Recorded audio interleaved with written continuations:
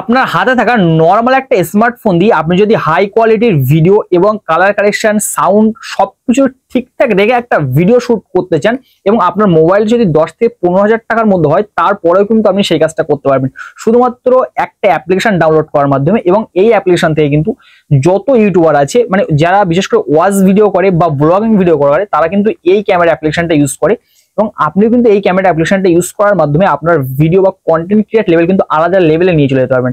কেননা একটাই মাত্র ক্যামেরা যেখান থেকে আপনার ভিডিও শুট করার পর কোনো কালার কারেকশন সাউন্ড কোনো কিছু এফেক্ট আপনাকে এডিটিং করতে হবে না। এবং আরেকটা সবথেকে বড় বিষয় সেটা হলো যে এই ক্যামেরার মধ্যে কিন্তু স্টেবিলাইজেশনটা অটোমেটিক দেওয়া আছে।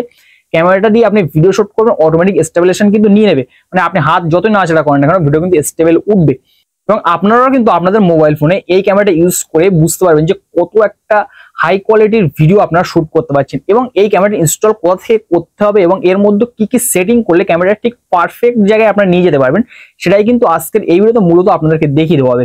সো ভিডিও শুরু করার ছোট্ট একটা রিকোয়েস্ট, চ্যানেল যদি প্রথম বেশি চ্যানেল কিন্তু অবশ্যই সাবস্ক্রাইব করে আমাদের সাথে থাকবেন। তো চলেন ভিডিও দেখে আমরা এগিয়ে যাচ্ছি।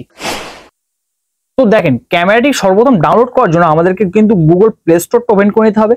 গুগল প্লে স্টোরটা ওপেন করে নেওয়ার পরে সার্চ বারে গিয়ে এখানে কিন্তু সার্চ করতে হবে ওপেন ক্যামেরা লিখে, OPEN ওপেন ক্যামেরা, CAMERA লিখে দিলে কিন্তু ক্যামেরা আমাদের সামনে চলে আসবে। সেকেন্ড যে ক্যামেরা চলে এসেছে স্ন্যাপচ্যাট না, কিন্তু নিচে যে ক্যামেরাটা আছে এই ক্যামেরাটা কিন্তু আমাদেরকে ক্লিক করে দিতে হবে।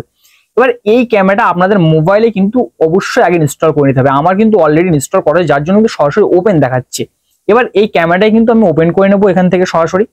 এবং এই ক্যামেরাটা ওপেন করে নেওয়ার পরে এর কিন্তু সেটিং গুলো আমাদেরকে সর্বপ্রথম ঠিকঠাক করতে হবে। সেটিং গুলো ঠিকঠাক করার জন্য উপরের দিকে আমরা কিন্তু সেটিং অপশনটা খুঁজে পেয়ে যাবো। সেটিং অপশনে কিন্তু আমাদেরকে ট্যাপ করে দিতে হবে। সেটিং অপশনে ট্যাপ করে দেওয়ার পর প্রথমে কিন্তু এখানে ভিডিও সেটিং বলে একটা অপশন আছে, জাস্ট ভিডিও সেটিং এই অপশনে কিন্তু আমাদেরকে ট্যাপ করতে হবে। ট্যাপ করার পর এখান থেকে ভিডিও ফরম্যাট আছে, ভিডিও ফরম্যাটটা কিন্তু এখান থেকে আমাদেরকে ডিফল্টে রেখে দিতে হবে যেমন ঠিক করা আছে। এবং তারপরে অডিও রেকর্ড এই অপশনটা কিন্তু অন করে দিতে হবে।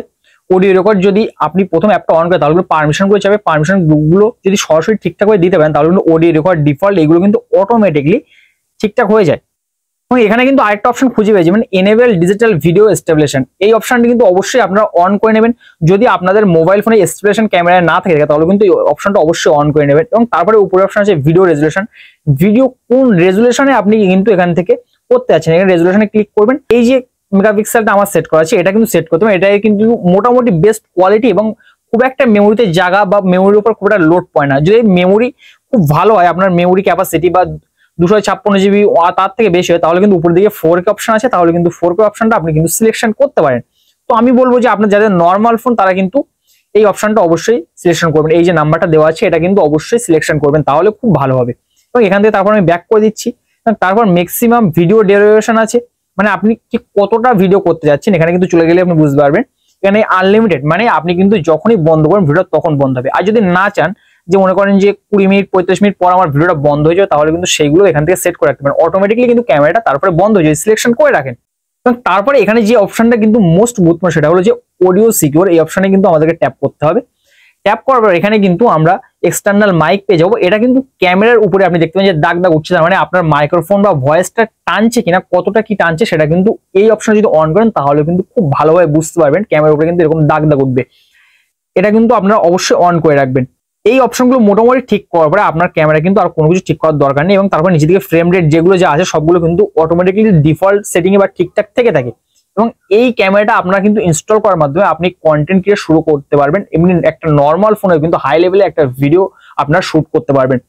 এই হচ্ছে এই ক্যামেরাটার মূল কাজ। এবং এই ক্যামেরাটা কিন্তু সকল ইউটিউবাররা ব্যবহার করে এবং যারা বেশি করে ওয়াচ ভিডিও বা অন্য ধরনের ব্লগিং ভিডিওগুলো শুট করে তারা কিন্তু এই ক্যামেরাটা ইউজ করে।